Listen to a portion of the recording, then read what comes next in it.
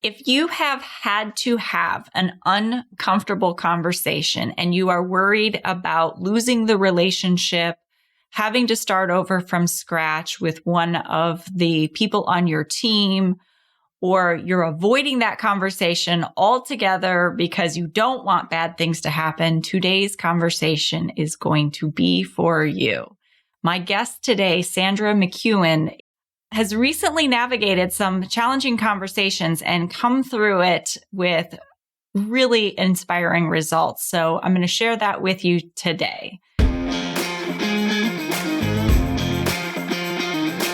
Hey, you leader, entrepreneur, business owner, solopreneur, whatever you call yourself, we know you're a visionary business builder, wealth seeker looking to combine a passion for doing good with leading consciously.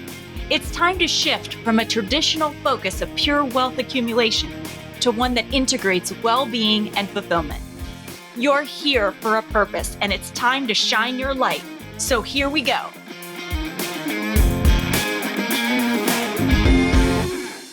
Welcome back to the Conscious Edge podcast. I'm your host, Alicia St. Germain, founder of The Conscious Edge, where I help women entrepreneurs expand what they can hold emotionally, energetically, financially, so they can build businesses that are both sustainable and fulfilling. Sandra, I'm so glad you agreed to come on the podcast. Thank you. Thanks for having me. This is fun.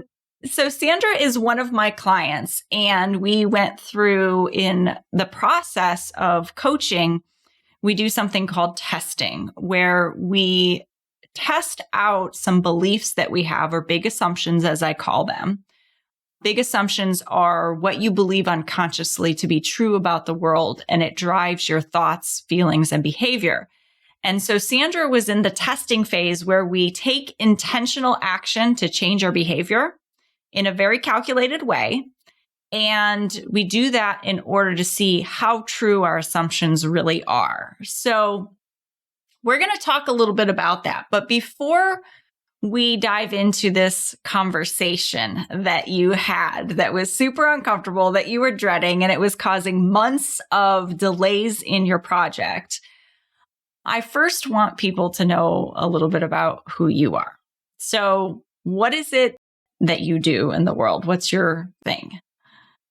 Yeah, sure. So let's see. I'm married. I have 2 children that are college age, and I live in Tampa, Florida.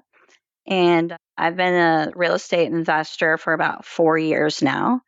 And my market is in Augusta, Georgia right now. So I used to invest in the Atlanta area and now primarily in Augusta. And I kind of fell into real estate through my dad. Mm-hmm. I don't know if you've heard this story, but yeah, my dad actually dabbled in real estate or kind of had a side hustle going. And he used to talk to me about it all the time. And I just didn't have any interest in listening to it. It was like, I just was always like, okay, why are you doing that? And he would just say, you guys can come live with me. I have land here that you could build a house on, and I have properties. And it was like, I didn't understand it. And I really just never listened to him too much about it. So he ended up passing away in 2020. And I was involved with his properties at that point. So I had to get involved. He lived in Georgia, and he had quite a bit going on there. So getting involved with that remotely and dealing with all the things like contractors and tenants. And I went through an eviction, and there was a partnership, and we were splitting land up, and it was just like an explosion of things going on. And I had been a pharmacist, so for over 20 years. And so I ended up quitting my job to kind of manage this stuff that he had going on. And so it was for an estate, and I had 2 younger sisters. So I was the oldest. So I was managing this estate. And what do you do when you get properties and you don't know anything about real estate? You just position them to sell them. So that's what we were doing. We were just like, okay, we got to sell the estate and we split the money. That's what we're going to do. I didn't know anything else. So But so I had to renovate the properties a little bit because they were like he had the right idea, but there was a lot of problems. Like he wasn't able to keep up with them. So there was a lot that I had to do to get them sold. So I'm thinking that I'm doing real estate now. I'm like, oh, I'm doing this. So my sister had said, why don't we start our own business and start investing in real estate? So I was like, that's an amazing idea because I was ready to do something different. I was done with pharmacy. And so we did just that. We opened up our own business and we bought a house in Atlanta, renovated that, and I had no idea what I was doing. Like I still didn't understand investing in real estate, what that even meant, like financially or any type of return or how it was going to bring me an income or long-term wealth. I didn't understand that. But I was doing it and it was a long process of about a year. Put a tenant in there, ended up almost going through an eviction with that tenant, and then just ended up reevaluating things and kind of felt that like this, what am I doing here? This is a very involved process and I don't know that am I reaching some goal with this? This is going to take forever. Like Mm-hmm. I'm in my 50s, like this is a very slow process. Right. So my sister kind of took on more of a passive role at this point, and I said, okay, I think we need to switch things up, switch markets, switch strategies. And I got involved with another group called Wire, and I learned about midterm rentals. And I was going to some conferences about multifamily. And so I just put my blinders up and decided to switch to the Augusta market and do just that, like do multifamily and layer midterm rental strategy where we furnish the rentals, small units, and put traveling professionals in there. And I love that idea. Yeah. It was going to speed things up a little bit.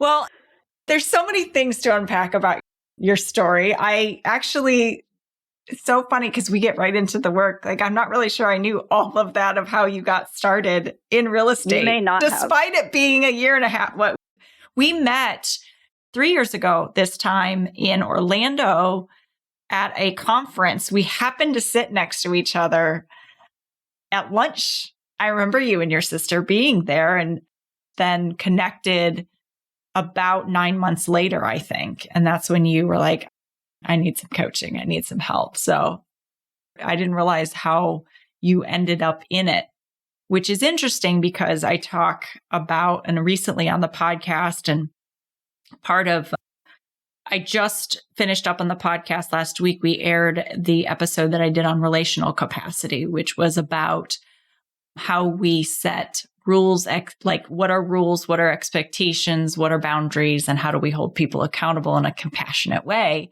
And then during this time, you also like came to our coaching calls and you had this like amazing story and how your test went. And I was like, this is the perfect episode to air right after as the example of what has happened. But as part of that series, I talk about we can intentionally choose to expand our capacity, which is what you're doing inside of coaching. But then life will also expand our capacity by sending us events and things and circumstances that happen that are beyond our control. And that responsibility is put on us, like it did when your father passed away. And then you just rose to the occasion, which really speaks to the type of person that you are, that you persevere and you have this DNA to like get through things that are hard. And not only did you just get through it and go, okay, good, I got through it, I'm done, but you took it as a calling of an opportunity that was available to you to move out of a career that no longer satisfied you. Right. Yeah.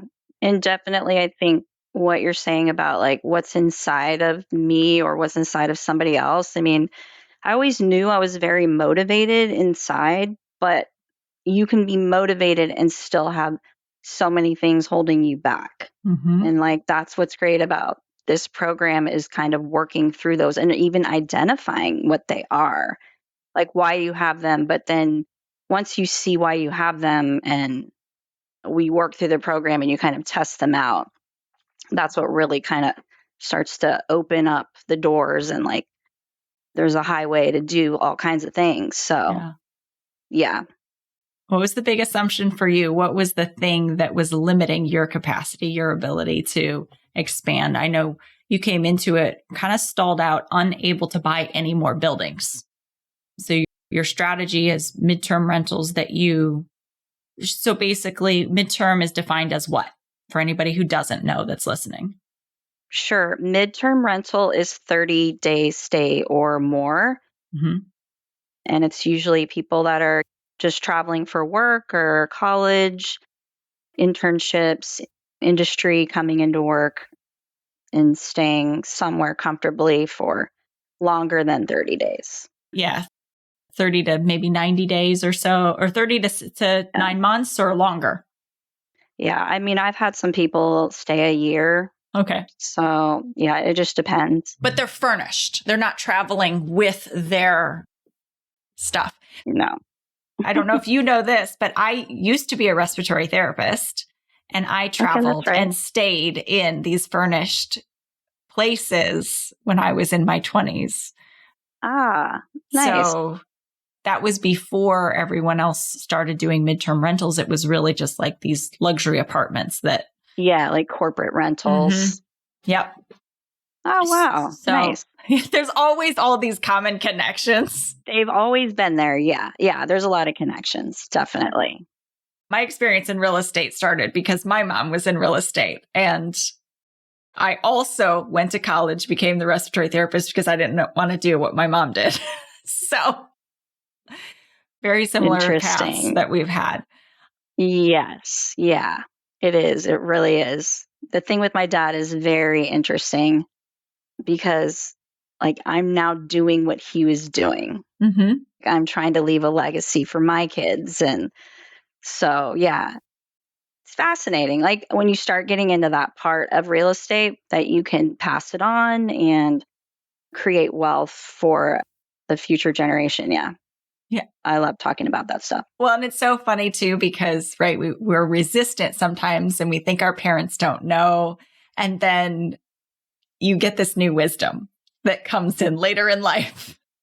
And you're like, oh, maybe my parent did know. Maybe they didn't do it in the best way, or they didn't impart the wisdom on the best way, or whatever the situation might be. But then it's like you get it as you get older. Yeah, like he didn't quite get the whole picture, but he was doing it. He was definitely on the right track. And it's not like there was millions or anything. I mean, we had like student loan debt or tax debt or all of that, but it kind of got us started into real estate and helped us all individually, like in a big way. Yeah. I mean, it's amazing to get that help at that stage of life. I mean, could be much later would have been better, but just saying like it is just really like it's a lot of foresight to be doing that. Like for your kids and then maybe for their kids. And yeah. But you do have to reach beyond like the generation. Like you have to incorporate your kids in a way too. So like my son's getting involved with it. He worked for me this past summer, and he had a light bulb moment too, where he all of a sudden was like, well, wait a minute, what do you own? And like, show me a picture. And I started showing him pictures of some of on Airbnb, and he's like, no way, I didn't know you had this. I said, I tried to show you before, but you weren't in the right frame of mind. Like you're busy with other things. And so, yeah, that's really cool. It's neat. Okay. So then you had several properties, and then you started to hit a wall, and you found yourself struggling to buy more properties.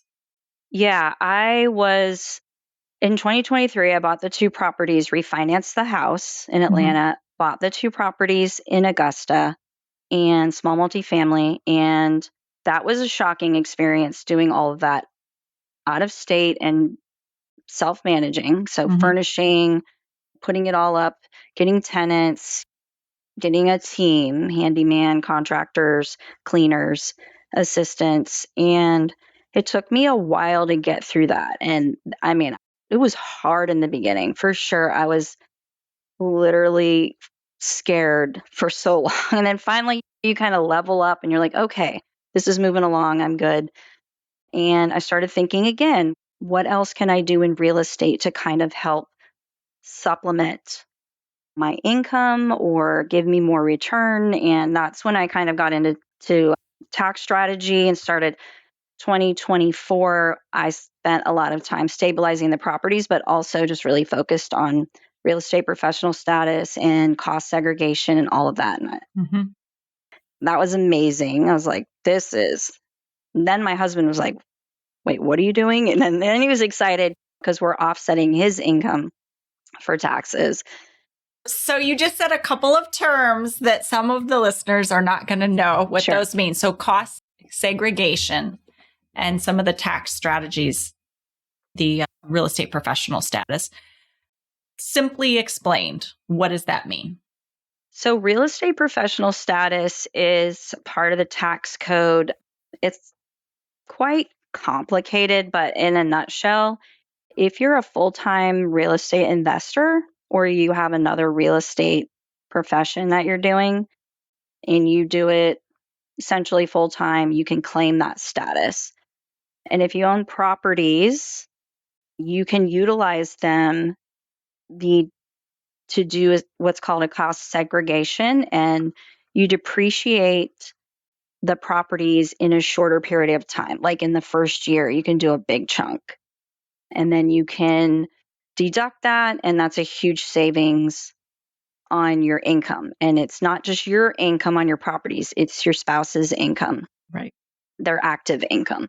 So real estate is generally passive, and passive losses offset passive income. But when you do it in this way, it becomes active losses, and then you can offset active income. And so it's a little complicated. You wouldn't be able to do it if you had a W-2 full time. And so it's something you could look into if you're very involved and you're doing real estate the majority of the time. Right. And you have rentals. Yeah. And it's more for my people who are like not in real estate and they're like, wait, what does that mean? So although I think there are some real estate investors that don't know about these things. So thank you for explaining that. And essentially for you, I remember you went through a period of time where you were really frustrated because what it took from you to be able to claim or prove really your status as a real estate professional was kind of taxing for you. And then when you found out how much it was going to save you in paying taxes, you're like, okay, I'm on board. This is now my job. And I'm going, because there was a monetary value attached to the effort that you had to put in. Yeah, I think that you hit the nail on the head. It was so incredible that, I mean, it's okay to have that job. It's okay worth to have it. Yeah. It was good. It was definitely eye-opening, and might as well use that option if it's there and available to me. So it was super frustrating because part of the program is working through some of your personal issues, and when Your one of challenges. my challenges is perfectionism and trying to do a good job at documenting your hours, and all of that was draining on me because I was trying to document and I wanted to make sure I did it the right way. And there's people out there telling you a million different ways to do it. And it's one of those things where you're not going to know it all, and you just have to you have to log your hours, and you have to be prudent and do it properly, but you got to cut it off at some point. It can't be extreme. And I was like, I'm taking pictures of emails and putting the evidence in there and listening to podcasts about the process. And it was making me a little crazy, I'm not going to lie, but I had to get past that. Yeah. Well, and it's interesting how our big assumptions, right? So your big assumption was like, if I don't do it perfectly, I make a mistake, I miss something, bad things would happen. Right. If things fall apart, I lose control, I lose money, I'm not going to be considered capable.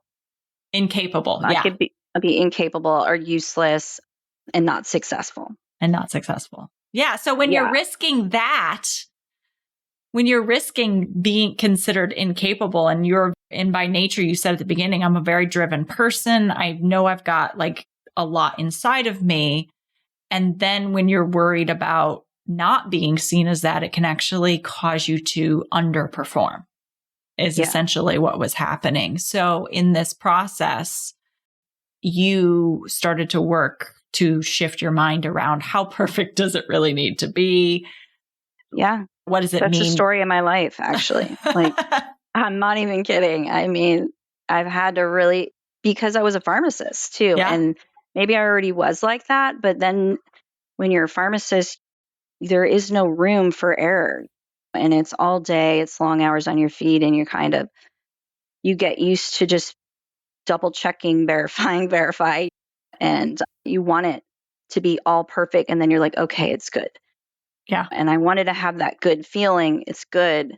Because what's the worst thing that could happen? It's pretty bad. Like I could get audited. Mm-hmm. I could have to pay back a ton more money in penalties, and there could be a lot of loss there. And it could involve my husband, anything like that. But I think that, not taking everything so seriously. And you said it's part of my job. And that wasn't one thing that was like a light bulb moment for me. This is just part of my job, and I just have to do it and move on and not constantly overthink the process. It's not going to be perfect, and no one's going to expect that anyway. Right. So, right. And I love that because oftentimes there's parts of what we do as entrepreneurs that it doesn't feel good. And that's what we're going to get into too, is this hard conversation that you had. Is it doesn't feel good. There's parts of entrepreneurship. We go into it. We like want to follow this passion and we want to have all this like magical freedom and everything. But there are parts of it that are just a job like anybody else. And it's unpleasant. And you find ways to work through it, but you shifted around and just said, like, this is what I get paid for. I get paid for this discomfort. I was getting paid in a sense because I was saving the tax money, which is essentially, my salary. And also the other thing that you brought up, there's a lot of light bulb moments, but this is actually really funny. And I remember this because we all laughed about it. But you said, because I kept saying, like, I'm not getting things done because I'm worrying about the gravity of everything, like what can happen. And I'm not completing stuff. And you were like, so there's this domino where what's the one thing you can do where you'll kind of opens the door and you can do so many things. And it was that I need to be I need to finish things. I need to start completing projects and focus on them and complete them. And you said, Sandra, you are a finisher. And then that was just so funny because someone like me who's a perfectionist, like, I love that. I want to be a finisher, right? And then everyone was kind of chiming in the chat and they're like, well, I want to be a finisher too. And they're like, me too. And so it was just so funny because that feels really good to be a finisher. So I think about that a lot during my day when I'm getting tripped up, is that you do need to finish. Like, let's just get it done. And in order to do that, I have to let go of a lot. Yeah. Well, because a lot of times a perfectionist considers finished when it's perfect. And so they don't want to take action until it's perfect. And many times we actually have to take action at about 70% in order to get data and information and more coming in, like to move the process forward to get to that final 20 to 30%. So to get to 100%, it's not possible for it to be perfect first because there's certain steps that have to happen. So and perfectionists tend to have like all or nothing thinking, like it's all the way or it's nothing. So we had to let go of a lot of that too. So that kind of takes me into this conversation. So you bought a property, right? Well, I'll let you tell it. So I did.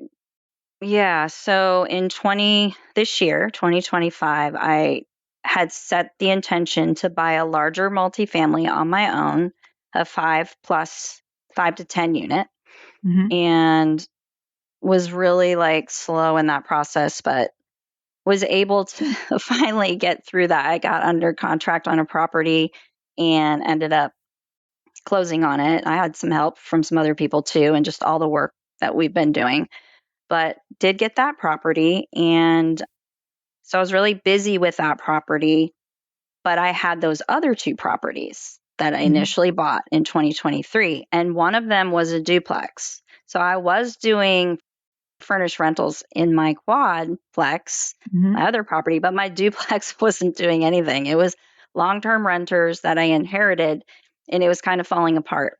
So I was kind of like letting that one slide. And the reason is because I was avoiding it because I knew it had a lot of problems. And I knew that like I overpaid because I was really wanting to get into the space, and it was a lot more run down than I realized.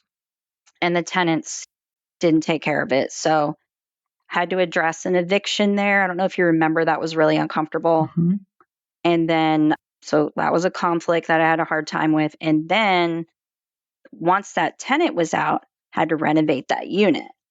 And so I had a handyman who also is a contractor and does a lot of renovations, and decided to use him because I really liked him. We got along great. He was very knowledgeable. He was getting his GC license, general contractor, and I thought he would be perfect. And he actually inspected my 6-unit property that I closed on this year. So he was going to do the renovation. I flew into town and we walked it, but he started to not respond to me via text or even email. And I would call him, leave a message, nothing. And I'd get something every once in a while that would kind of try to appease me, and he'd come up with a plan. And I would say, what exactly is going on? Why are you not responding? And essentially, he had sort of gotten himself into a little situation because he had a contract that he started on his own for like as an engineer doing something where he used to work. And he was there during the day with no phone. They'd take his phone, and it was sort of like a high security place. And he was just not available during the day. So I have cameras and I have digital locks at my property so I could see a little bit about what was going on. And there was very little going on. But yeah, we were just kind of going back and forth. And I think I was in shock because I thought he was going to be great. And I didn't really know how to handle it. It went on for months, and I kind of started just become paralyzed by it because the enormity of everything, I've got to, if I don't have him anymore, that means, and he was my handyman, his group, which they did great as a handyman, like team. They were amazing. Then I don't have a handyman anymore, and I don't have a contractor for this property. Right. That's already been sitting for months with no tenant in it. And they had taken some stuff apart and left it. Like the floor was up in the back, and they had taken apart some of the bathroom, and it was raining in the bathroom, and it was like, yeah, it was a lot. And so I think I was just like not knowing how to manage it. I wasn't. I was really shutting down over that whole situation. And I gave him a deposit of $8,000, which was about 30%. So you were frustrated.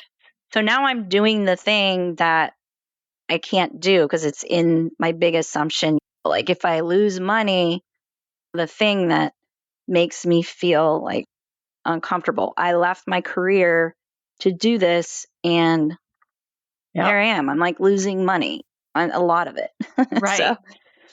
So we ended up making a test around this because there was a couple of key things that I think were big ahas for you. One was you told me that he was still continuing to respond to all of the handyman needs that you had on your other properties. So he was ghosting you about that property, but he was handling the handyman things for your other properties just as well as he always had, right? He also wasn't charging you for those maintenance calls that needed to be done. And I said, hey, I wonder if he's bitten off more than he can chew. He doesn't know how to tell you because he does care about the relationship that you have. And he's not charging you because he doesn't know how to fix this and he feels guilty. And I think when you realized that, you were like, wait a minute, maybe you're right. Because to me, it was black and white. He's not doing what he needs to do. Yeah. He's literally failing at this job. So I'm going to have to, there was only one solution in my mind. I'm cutting him off. Like, I'm going to tell him I'm pulling him off the project and I'm never going to speak to him again. And I'm going to lose the $8,000. And your handyman for all your other properties that you love. And I'm losing a handyman and my contractor. Yeah. So I lost some money, have to find 2 new positions to fill, 2 new people for positions, 2 positions. And I have to deal with this uncomfortable situation. And I wasn't thinking at all about what was going on with him or our relationship or any of that because I was trying to be tough. Like, this is what I'm supposed to do. I need to get past this. I'm going to have to deal with the loss and just move on. And that's kind of where I was until you pointed out some things to me about what was going on with his behavior. Why do you think he's acting that way? Like, and you had said, like, is he retreating? And I said, yeah, he's ghosting me. Like, he doesn't want to talk to me. And you said, because he's afraid to tell you that he's struggling. He thought he could manage this team and do these renovations when he's primarily had a handyman business. And this is a much different situation. And managing contractors is different. It's not the same level of business. It's a lot more involved and you're going to have turnover and all of that. And he wasn't expecting all of that. He had like lots of things happen to him when he had the crew. So you devised a test, like a behavior change, and we came up with an entire script of how you were going to handle this differently. You were going to set, if I remember, some boundary, like you had some really direct questions, like you were going to let him know how much you valued. And I'm going to say what I remember, and then you tell me if this is what you ended up doing. You were going to tell him how much you valued him as a handyman. So you were going to literally have compassion for this person and express your gratitude for what he does really well.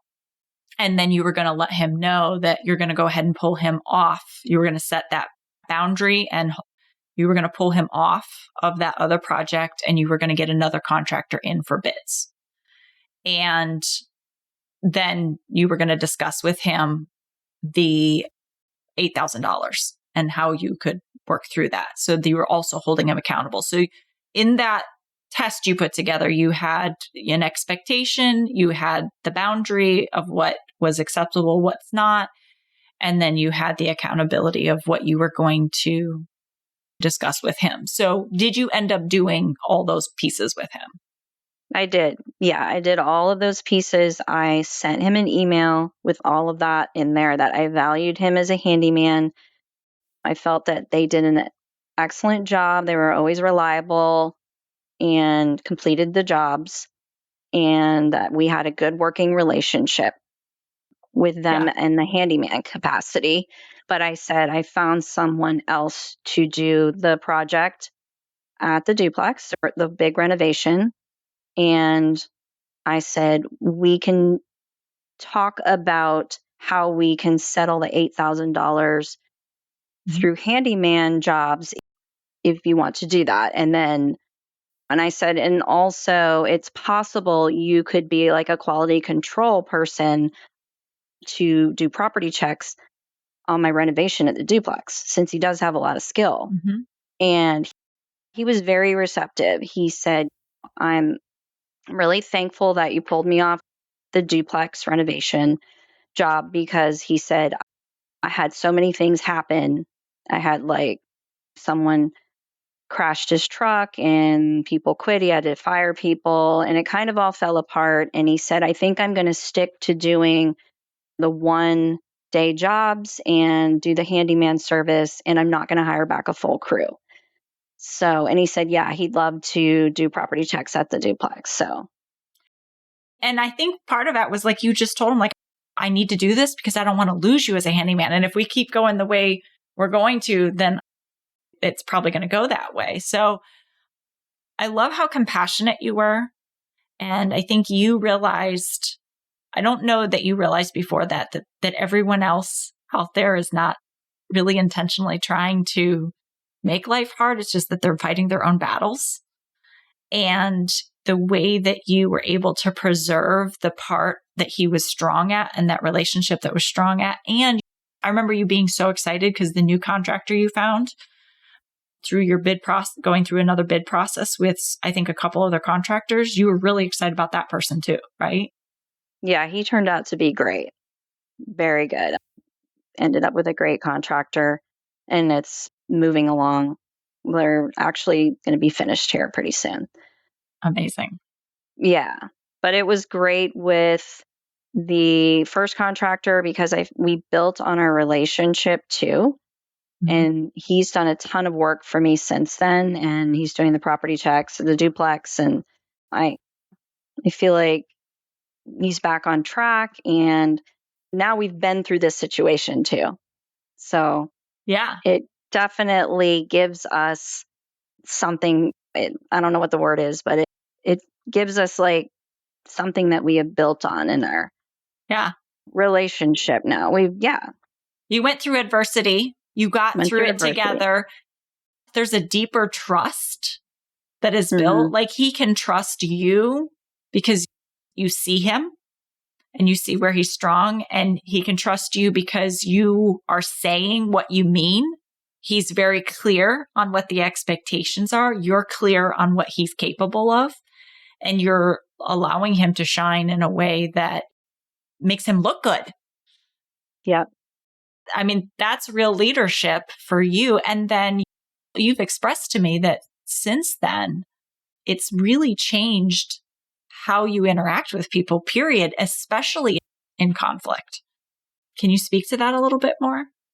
Yeah, that test was basically about conflict resolution, pretty much, and learning how to deal with these things. And I feel more excited when I have a conflict before where I just wanted to kind of shut down and let it drag on until someone could help me with it or I figured something out. Like I said, I wasn't really open to looking at it through a different lens, like you kind of shared with me. I really just didn't think there was an option like that.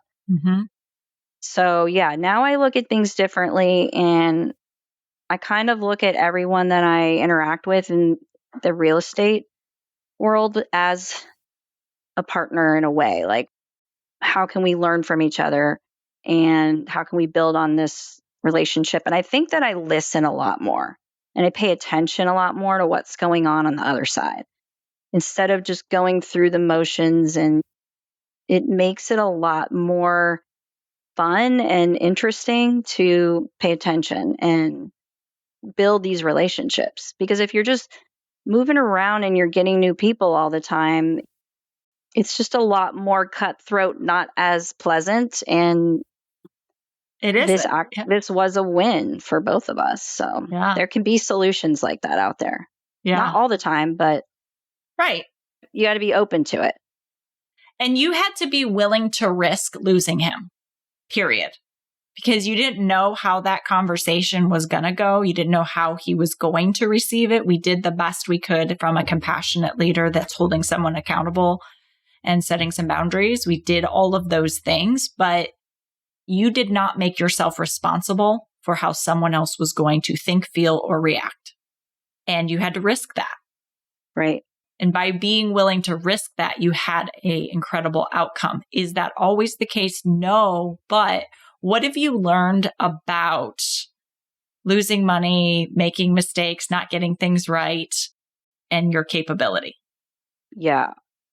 A lot. I mean, making mistakes is definitely something that I've learned that I would before think that it would equal that I'm doing a terrible job, that I'm failing, I'm not going to succeed at this.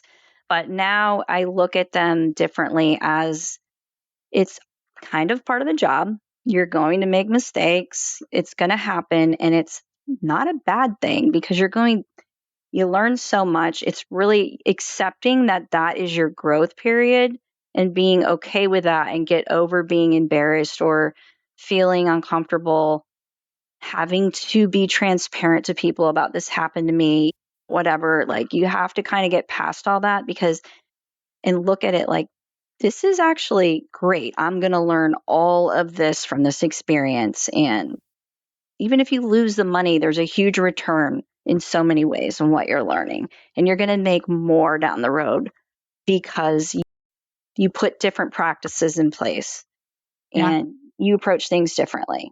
Yeah.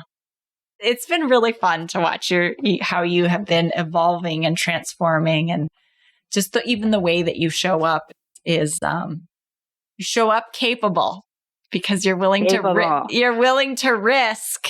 If anything, I think you've said to me that I feel going through the adversities I have this year, the challenges that you had with the property you recently purchased, the multifamily you recently purchased, this situation with this other, the handyman and having to do this rehab. You said that I feel more capable because of the conflict that I've navigated. Exactly. Versus anything I ever would. Yeah. That's been said a million times. You're going to learn in the adversity, in the mistakes, in the perceived like failures or whatever. That's when you're going to learn and grow the most. Mm-hmm. And so just like having a little bit of acceptance of that is kind of like you've leveled up in that way, because that really is a whole different level when you can accept that, because people aren't going to understand that. Yeah. They're going to be like, why are you doing that? Like, how many times have I heard, why are you investing out of state? Why are you self-managing? Why are you in real estate? You were a pharmacist. All the things. And putting that somewhere else, all those thoughts or those comments, and remembering that, like, why isn't it possible that I can do those things? Right. Like, and that was another thing that was like a big light bulb moment in our group, was when we say, like, what if it is possible? Because so many of us are just thinking like, I can't do that. I can't have 50 units. I can't buy a business. I'm not good with money, all that stuff. So, and why not? Why isn't it possible? What is possible? Why isn't it possible? And when you start flipping the script like that, then it's the sky's the limit. You can do all those things. So, yeah. I love that. It's all in your brain.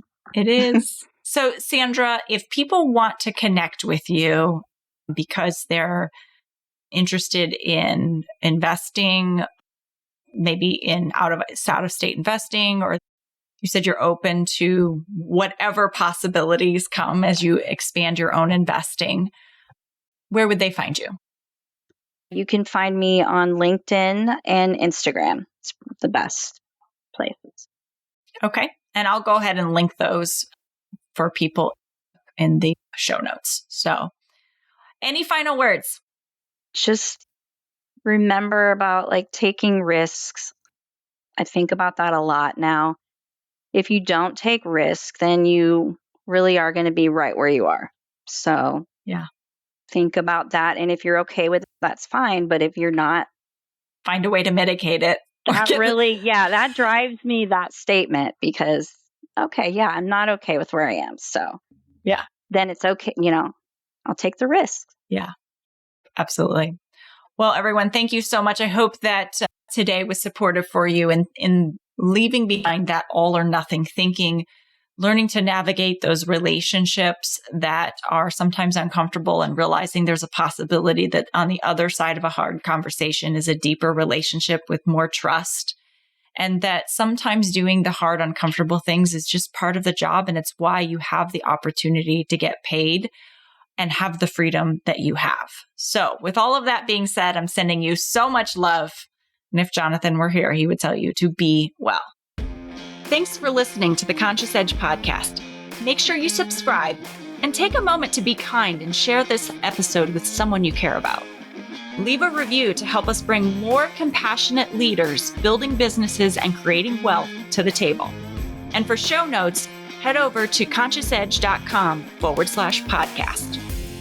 This podcast and the linked materials are presented solely for general information, educational, and entertainment purposes and should not be taken as personal or medical advice or any kind of mental health treatment.